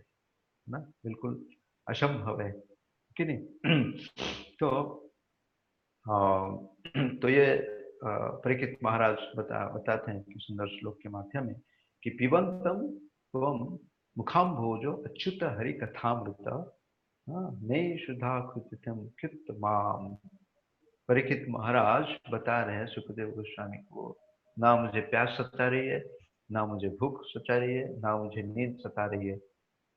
अरे कुछ समय के पहले तो मुझे प्यास सता रहा था, तभी तो मैंने इतना बड़ा गलती किया। जो समीक ऋषि ध्यान में बैठे थे, उनके गले में एक मरा हुआ सांप डाल दिया, आपने प्यास को नियंत्रण नहीं कर पाया। तो अभी कैसे संभव हुआ? तो अभी आपको प्यास नहीं लग रहा है, मुझे प्यास नहीं लग रहा है, मुझे भूख नहीं लग रहा है, मुझे नींद नहीं लग रहा है, क्योंकि मैं क्या कर रहा हूँ? पिबंतम परमम भावम, सॉरी, पिबंतम तुम मुखाम बोझो अच्युत हरि कथा। मैं भगवान के मुख कमल से, भगवान के सारे अंग को मुख कमल के साथ तुलना किया गया, क्योंकि कमल बहुत मुलायम होता है और बहुत सुगंधित होता है। कमल तो देखा होगा ना, कमल सबसे हमारा भारत का जो जातीय फूल है वो भी कमल है कि नहीं? हाँ, और भारत के जो ये जो वो तो भी उनके जो चिन्ह है वो भी कमल है। तो भगवान के सारे अंग को कमल के साथ तुलना किया है। कुंती महारानी अपने सुंदर प्रार्थना में बताते हैं, नव पंकज नाभाय। भगवान का नाभि क्या है? नाभि कमल है। नव पंकज नेत्र, माली ने भगवान जो माला पहने हैं वो भी पंकज से बना हुआ है, कमल से बना हुआ है। नम पंकज नेत्राय कमलाख्य। भगवान का नेत्राक्ष क्या है? कमल जैसे है। ओठ भगवान का कमल है, भगवान का गाल कमल है, मुख कमल है, हस्त कमल है, कर कमल, हस्त कमल, पद कमल। नमस्ते पंकजनगिरी नमः। हाँ, तो कमल के साथ भगवान का तुलना किया गया है, हास्य नदी। तो एक बार ऐसे कमल नयन भगवान को अगर दर्शन कर लेता है, दर्शन कर लेता है, तो बस बता देता है कि ये जो संसार का जो दुख है ना, इस दुख को तुलना किया गया है। ये हर जीवात्मा, जिसे हम सुबह गुरुवाष्टकम गाते हैं ना, संसार दावानल ननीर लोको प्राप्त कल्याण, ना। कष्ट है, कितना कठिन है, कितना गर्मी है, ठंडी है, फिर बारिश है, कई प्रकार का मन पीड़ा देता है, दूसरे लोग हमको पीड़ा देता है, अतिवृष्टि होता है, काल आता है, भूकंप आता है, कितना, है ना, कष्ट है। ये कष्ट को तुलना किया गया जैसे यमदूत क्या करते, जैसे हम कढ़ाई में, तुमने कढ़ाई देखा होगा, पकौड़ा छानते हैं ना, हाँ, बटाटा भाजी, समोसा, कचौड़ी, तो उबलते हुए। तो हर जीवात्मा चली, इस जो कढ़ाई का सागर है, जो भव सागर है, ये उबलते समान है। लेकिन एक बार अगर हम भगवान को दर्शन कर लेते हैं, तो ये जो कढ़ाई जो दुख है, हमारा दुख दूर हो जाता है। इसलिए भगवान प्रकट होता है, इसलिए भगवान प्रकट होता है अपने भक्तों को दर्शन देने के लिए, अपने भक्तों को आनंद देने के लिए। तो अच्युतम हरि कथामृतम, क्योंकि मैं भगवान जो अच्युत है, भगवान का एक नाम अच्युत है, जो आपने प्रतिज्ञा से बद्ध है, जो कभी च्युत नहीं होते, जो कभी गिरते नहीं है। हम वचन देते हैं ना किसी को कि मैं आपका उद्धार करूंगा, मैं आपको कुछ दूंगा, लेकिन हम वचनबद्ध नहीं हो पाते हैं। लेकिन भगवान अगर किसी को वचन दे देते हैं, भगवान गीता में वचन दे देते थे, नमय भक्त प्रणश्यति कौन ते प्रति जान है। मैं वचन देता हूँ कि मेरा जो भक्त है, कभी भक्तों का कभी नाश नहीं होता है। नमो भक्त प्रणश्यति, मेरा भक्त का कभी नाश नहीं होता है, मैं वचन देता हूँ। अब भगवान किसके माध्यम से वचन देते हैं? अर्जुन के माध्यम से वचन देते हैं, भक्तों के माध्यम से। क्योंकि पता है भक्त लोग को, अरे आपने तो कितने सारे वचन दिया और तोड़ दिया। भगवान ने कई सारे वचन दिए और तोड़े ना, भक्त का सुरक्षा करने के लिए तोड़े। इसलिए भगवान अर्जुन के माध्यम से बोलते कि तुम घोषणा करो, न मैं भक्त प्रणश्यति कौन अप्रचि जनेगा, मेरा भक्त का कभी विनाश नहीं होता है। तो हमको क्यों डरना चाहिए संसार में? हमको डर लगता है ना, हमको डरना नहीं चाहिए। हम डरेंगे, क्यों डरेंगे? माया से डरना चाहिए, भक्तों के अपराध से डरना चाहिए, किसी भक्त के प्रति अपराध से डरना चाहिए। हाँ, संसार से हमको डरना नहीं चाहिए। एक्चुअली निर्भय होकर हमको क्या करना चाहिए, कृष्ण का भक्ति करना चाहिए। हरे कृष्ण कृष्ण कृष्ण हरे हरे, हरे राम राम राम हरे हरे। हाँ, तो इसलिए अभी भगवान कृष्ण जब आते हैं, पूर्ण पुरुषोत्तम भगवान आते हैं, सो शरीर से आते हैं, इसलिए वो अवतार नहीं है, वो अवतारी है। इसलिए सुखदेव गोस्वामी बताते हैं कृष्ण सु भगवान स्वयं। कितने प्रकार के भगवान के जो है ईशान कथा है, भगवान के भागवत में जो 9-10 विषय वस्तु है, उसमें एक ईशान कथा होती है, भगवान के अलग अलग अवतार के बारे में वर्णन है। और फिर निरोध है, फिर है मुक्ति है ना। लेकिन अभी जो दशम स्कंद में श्रीमद् भागवतम का वर्णन आता है भगवान कृष्ण की लीला में, ये भगवान का आश्रय तत्व है। ये भगवान का क्या है, आश्रय तत्व है, और हम सब आश्रित है। हमको आश्रय देने वाले केवल भगवान कृष्ण ही, और कोई नहीं है ना। तो ये आश्रय तत्व जो है, भगवान कृष्ण जो स्वयं प्रकट होते हैं और जब असुरों को मारते हैं, असुरों को संहार करते हैं, भगवान उनको मुक्ति प्रदान करते हैं। बाकी जितने भी लीला में भगवान आए असुरों को मारे, उनको कभी मुक्ति नहीं दी है। ज्यादा से ज्यादा उनको सायुज्य मुक्ति दी है, मतलब उनके शरीर से एक हो जाना, ये मुक्ति दी है।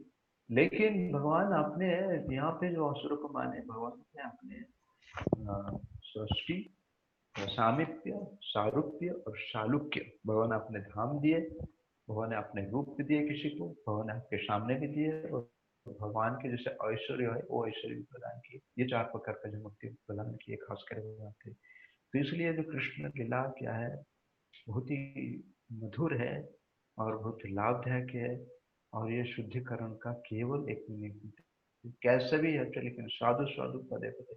और ये इतना आनंददायक है, आनंदम बुद्धिवर्धनम, हर पदम इसमें आनंद है। भौतिक संस्कार में क्या है, पदम पदम व्यत पदम, हर पद पे क्या है, विपद है।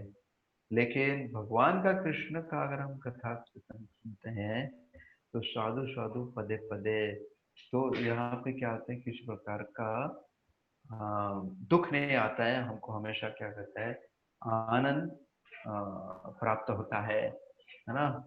तो हमने दशम स्कंद का शुरुआत किए थे, वहां पे हमने चर्चा किए थे कि जैसे पृथ्वी माता, ये जो असुरों के ताड़ित ताड़ित होके वो ब्रह्मा जी से शरण लिए, फिर ब्रह्मा जी ने क्षीर सागर के पास लेके गए, पुरुष सूक्त के द्वारा भगवान को प्रार्थना किए, और भगवान का आकाशवाणी हुआ, ब्रह्मा जी के माध्यम से देवता लोगों को ये सूचित किया गया कि मैं खूब शीघ्र अभी ब्रज वृंदावन में आने वाला हूँ, और मेरे साथ साथ मेरे बड़े भाई बलराम जी आएंगे, और ये जो है योग माया और महामाया भगवान का बहन है, वो भी मैं प्रकट होने वाले हैं 2 रूप से, योग माया और महामाया के द्वारा। और आप सबको, जितना भी देवताओं को भगवान ने सूचित किया कि आप जल्दी से जल्दी जाइए और पूरे ब्रज में क्या कीजिए, आप अलग अलग वेश बदल किए, अलग अलग प्रचार कीजिए। तो इसने जितने भी यदुवंशी थे और भोजवंशी थे, वृष्णिवंश थे, ये कोई नहीं है, ये सारे कौन है, ये अलग अलग देवता है।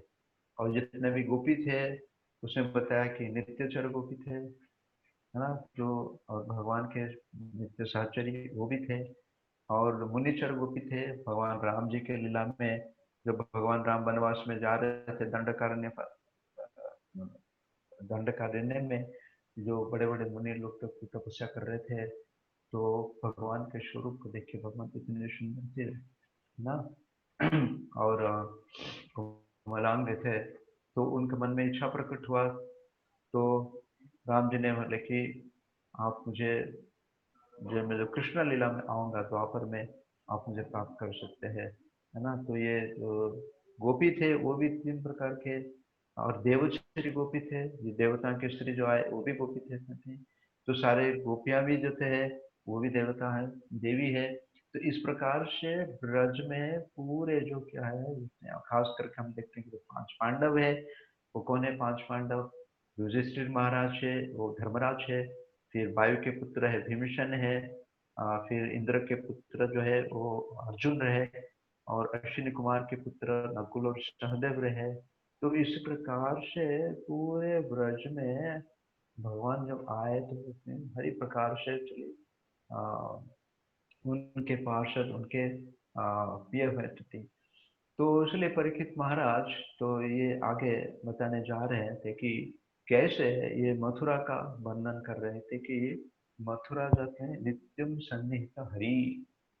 तो मथुरा के बारे में बताया गया कि जो मथुरा प्रदेश था ये वहाँ पे हरि हमेशा नित्य रूप से वास करते हैं। खास करके हम देखते हैं अगर मथुरा में आप गए होंगे, मथुरा में एक केशव जी का मंदिर है। कंस का जो कारागार अभी जो हम दिखाई पड़ता है जहाँ पे कृष्ण जन्मभूमि, उसके बिल्कुल पीछे है केशव देव जी का मंदिर है। तो ओरिजिनली केशव देव जी तो ये चले गए, आज तक उनका पता नहीं मिल रहा है। लेकिन ओरिजिनल जो है भगवान केशव के रूप में मथुरा में हमेशा प्रवेश करते हैं। जिस प्रकार हरि के रूप में भगवान मायापुर में हमेशा नित्य रूप में प्रवेश करते हैं। जिस प्रकार प्रयाग में बिंदु माधव के नाम पे बिंदु माधव के विग्रह है, प्रयाग इलाहाबाद में गए होंगे, उनके दर्शन किए होंगे। इस प्रकार से जैसे कांचीपुर है, वहाँ पे भगवान भरद्वाज के रूप में नित्य रूप से विद्यमान है। तो नित्यम सन्निहित हरि, ये मथुरा के बारे में बताया गया कि यहाँ पे नित्य रूप से भगवान हरि वास करते हैं। तभी तो भगवान वहाँ चूल्हे पर प्रकट हुए, देवकी और वसुदेव के गर्भ में प्रकट हुए।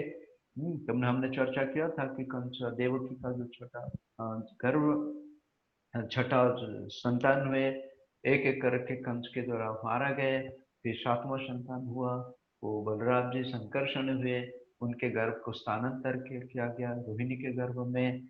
और इसके बाद भगवान कृष्ण प्रकट हुए और ये सारे कार्य करने के लिए भगवान ने माया देवी को आज्ञा दिए थे। और ये बताया था कि माया देवी को आप अगर इस कार्य में सफल होंगे तो आप पूरे विश्व भर में अंबिका, देन चर्चिका, फिर वहाँ पे कामाख्या, फिर शारदा, ये अलग अलग 12 नाम पे दुर्गा, ये पूरा पूजित होंगे। इसलिए हम देखते हैं कि सारे विश्व भर में भारतवर्ष में दुर्गा पूजा सबसे ज्यादा होता है, क्योंकि भगवान का आशीर्वाद है, भगवान का होते हैं।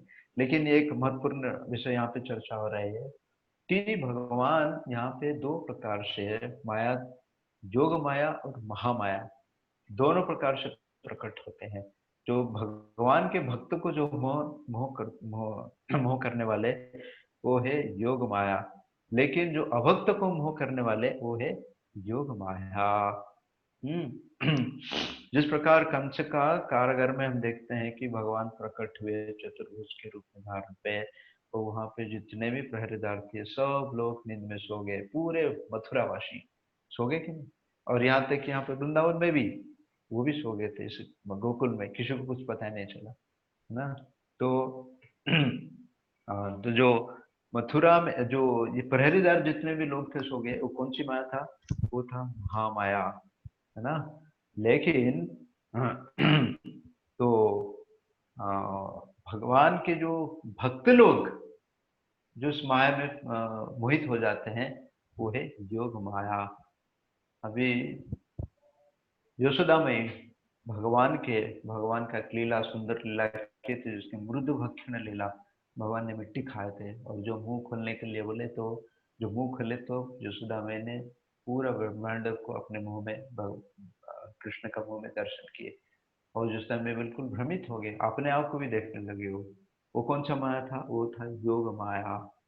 तो जो गोपीज है वो भी भगवान के जो बांसुरी सुने तो अर्धरात्रि में अपने घर, जो अपने पति बच्चे सबको छोड़ के चले गए।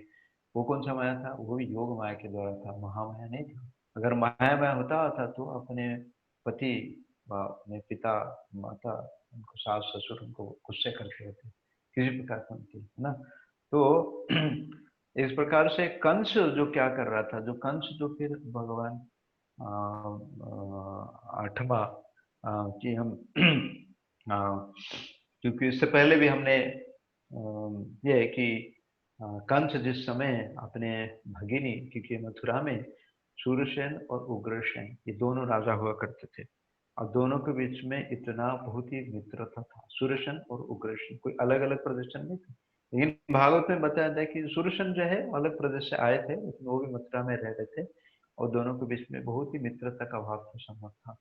और यहाँ पे जो देवक राजा थे, उनके जो कन्या थे, 7 कन्या, सातों के साथ कन्या के साथ यहाँ सूरसेन के जो पुत्र वसुदेव, उनके साथ विवाह हुआ था।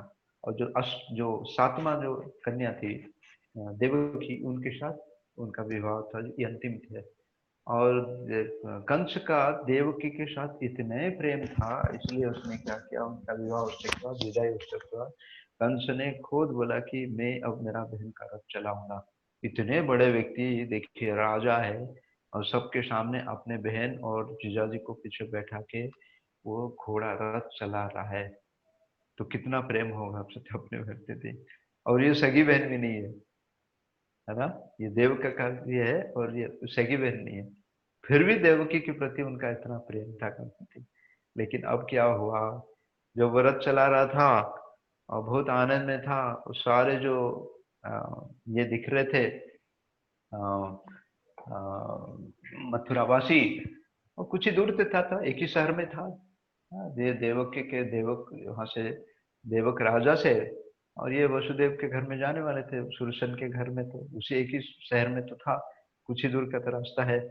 और ये वर्णन आता है एक्चुअली कि जो देवकी के विवाह हुआ, अपने पिता देवक ने उनको 400 हाथी दहेज में दिए थे, 10,000 घोड़े, 1800 रथ, और 200 क्या बोल सकते हैं, सुंदर कन्याएं, ये, और इसके साथ सोना चांदी हीरा जवाहर इतने सारे अलंकार देते। तो प्रभुपाद जी वहां लिखते हैं, आजकल जैसे दहेज का जो प्रथा है, पहले ये था, ऐसा नहीं कि नहीं था, लेकिन कोई जबरदस्त जोर जबरदस्ती से ये मांगते थे, खुशी से अपने कन्या के साथ, क्योंकि कन्या दान, शास्त्र में क्या गया है कि कन्या का दान होता है, और दान दिया हुआ वस्तु को कोई वापस नहीं आता है।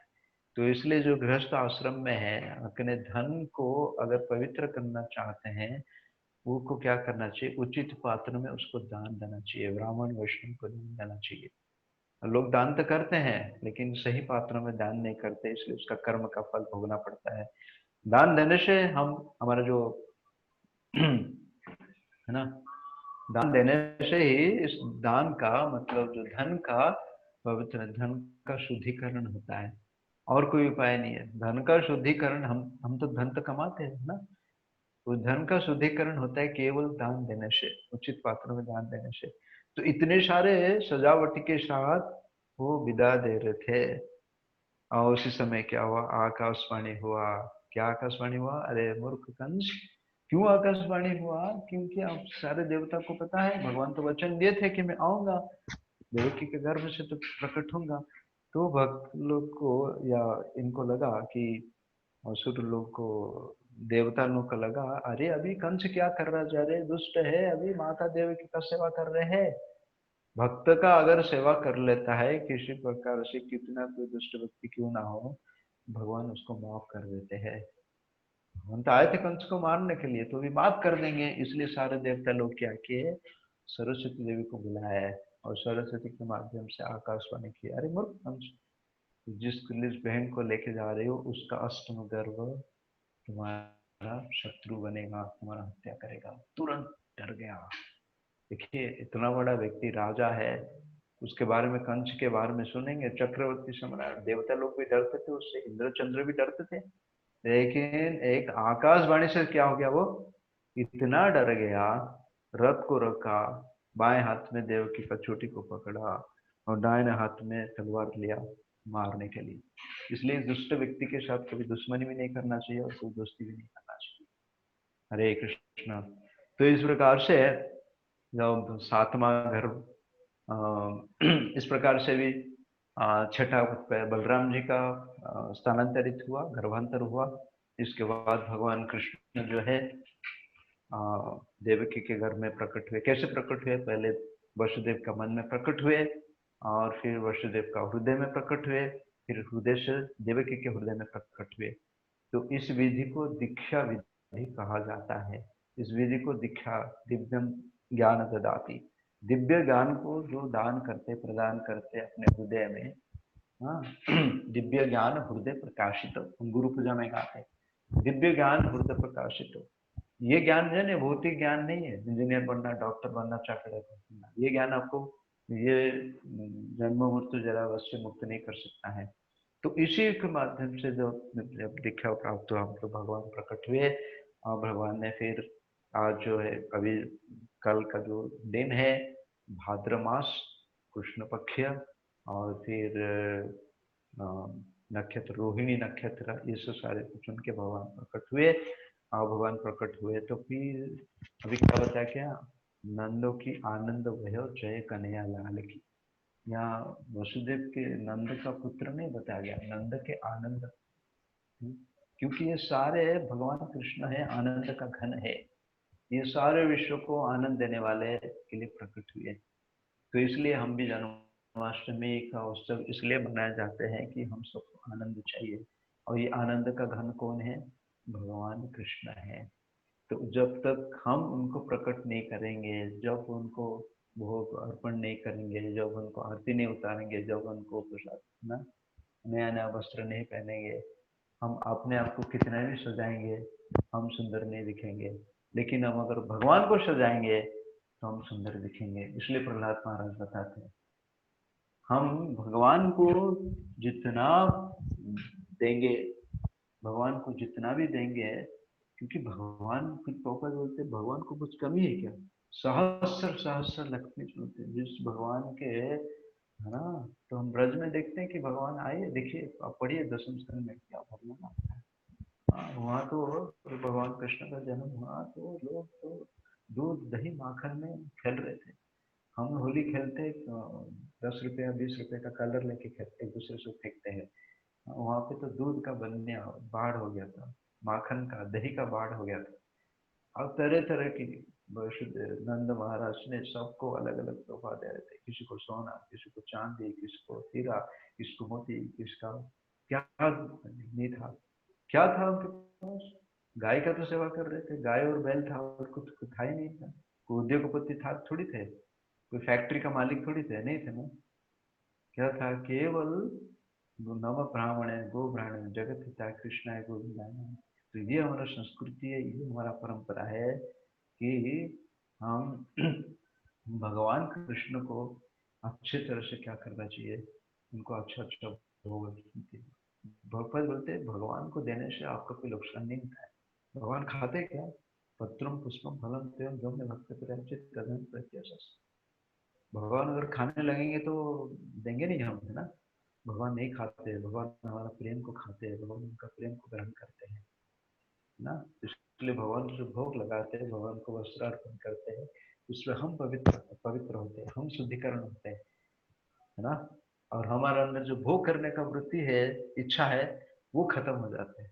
हरे कृष्णा कृष्णा कृष्णा हरे हरे, हरे राम राम राम हरे हरे। तो इसी तरह से हमको जन्माष्टमी मनाना तो हमारे हृदय में भगवान को प्रकट करना। इसलिए बताया कि तुम्हारा हृदय सदा गोविंद विश्राम।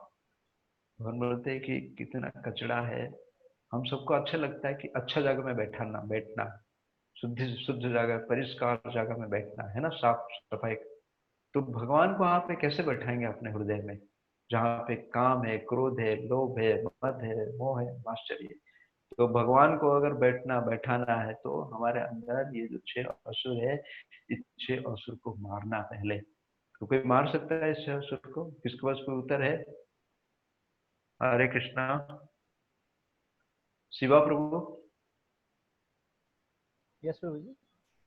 आपके पास कोई, अभी आप मानते हैं कि हमारे अंदर ये शत्रु है? जी प्रभु जी।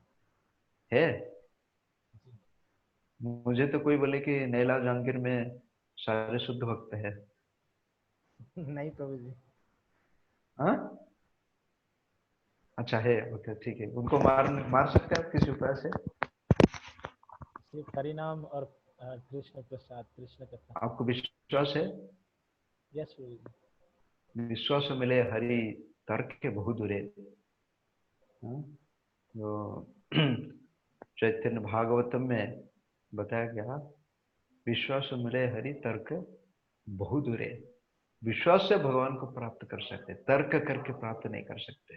हाँ, भक्ति सिंह ठाकुर उदाहरण देते थे, एक पढ़े लिखे व्यक्ति, शहर का व्यक्ति गांव में गया और देखा कि एक किसान जो है खेती कर रहा है, पेड़ के नीचे बैठा है छाव में, और जो दूर से वो बैल खेती कर रहा है।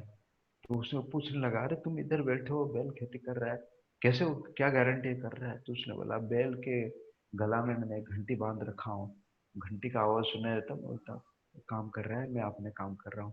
बोला, अगर वो बैल एक जगह पे खड़े होके अगर मुंडी हिलाएगा तो किसान ने बोला जाएगा कि ये जो है बैल शहर का बैल नहीं है, ये गांव का बैल है। तो हम जब पढ़े लिखे होता थे, खास करके जितना डिग्री मिलता है हमको, वो उतना अहंकार होता है, हम बिल्कुल समझ ही नहीं पाते, बिल्कुल हम समझ ही नहीं पाते।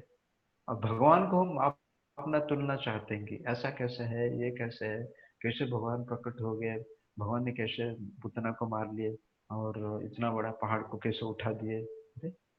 इसलिए तो उनका अचिंत्य है, जन्म कर्म में दिव्य, है ना, हम नहीं उठा पाएंगे।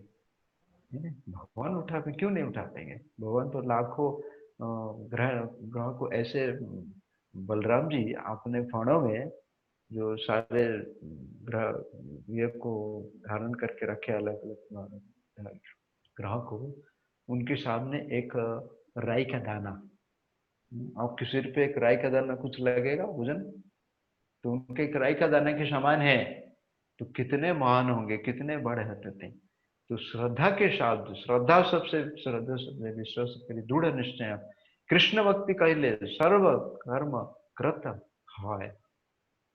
जितने हमारे अंदर श्रद्धा है, जितने सरलता है, निष्पाप भाव से, निष्कपट भाव से हमको भगवान को पुकारना चाहिए। तो क्या करके पुकारना चाहिए कि भगवान मैं आपका हूँ। अब बोलेंगे मैं तो हमेशा बोलता हूँ मैं आपका हूँ। नहीं, आपका ही हूँ, आपका भी नहीं। आपका भी मतलब और भी कोई है, माता पिता है, रिश्तेदार है, कंपनी है, बैंक बैलेंस है, सोना चांदी है ना? आपका भी नहीं, आपका ही हूँ। एक बार अगर हम भगवान कृष्ण को अगर हृदय से अगर पुकारते हैं, ये भगवान मैं आपका ही हूँ, तो भगवान हमको तुरंत अपनाएंगे। जैसे एक छोटा बालक होता है, वो केवल निश्चित होके अपने माता पिता पर निर्भर करता है, उसको माता पिता का मतलब कुछ भी पता नहीं है, कुछ भी पता नहीं है।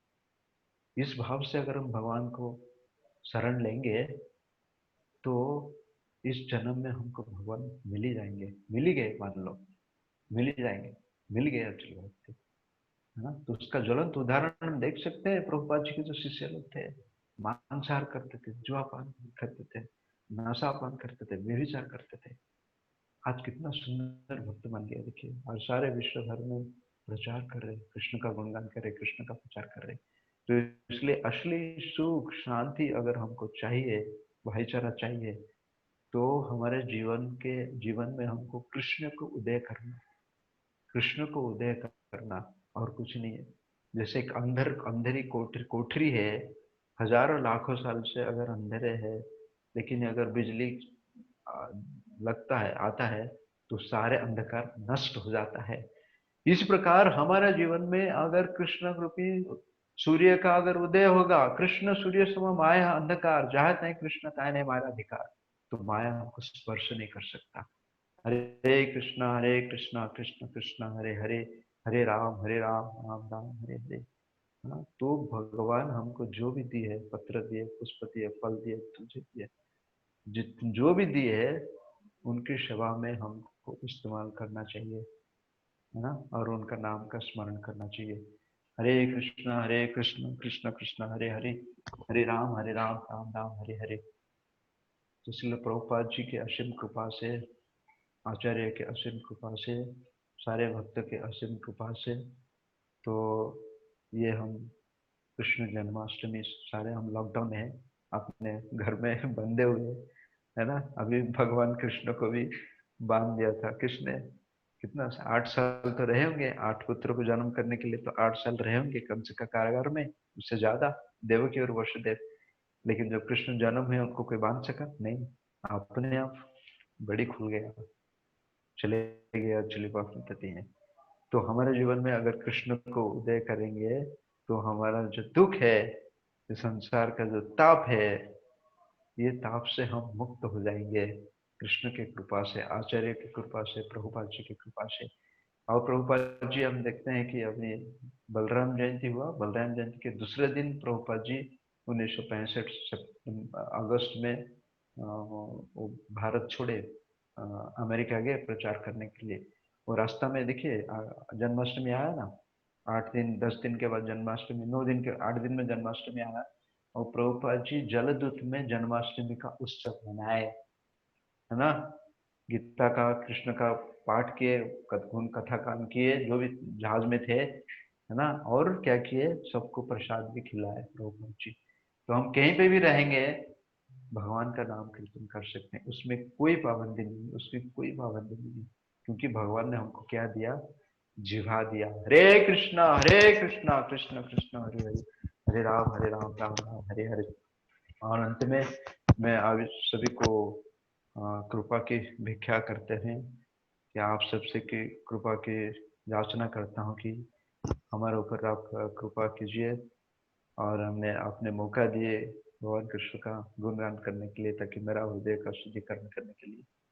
हाँ। हरे कृष्णा। नंद नंदन श्याम सुंदर मोर मुकुट वाले कृष्ण भगवान की, कृष्ण जन्माष्टमी महामहोत्सव की। किसका कोई प्रश्न है कुछ?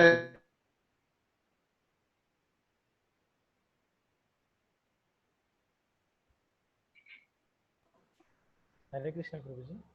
यस प्रभु। प्रभु जी, हम क्योंकि काफी कुछ भक्त लोग चले गए हैं, क्योंकि टाइम हो रहा था शायद उनके लिए, तो नहीं, 13 लोग तो, हम 14 लोग थे अभी भी है। कनेक्ट जैसा तो दिखा रहे हैं, वहाँ पे सब लोग है। ऐसे क्या? मुझे लगा कुछ लोग चले गए हैं करके। नहीं नहीं, हम बोलिए। एक अदर हम एक क्वेश्चन सेशन रख सकते हैं प्रभु जी बाद में, ठीक है। सिर्फ Hare question Krishna. Answer question.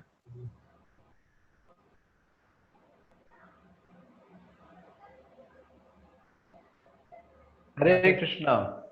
दंडवत प्रणाम।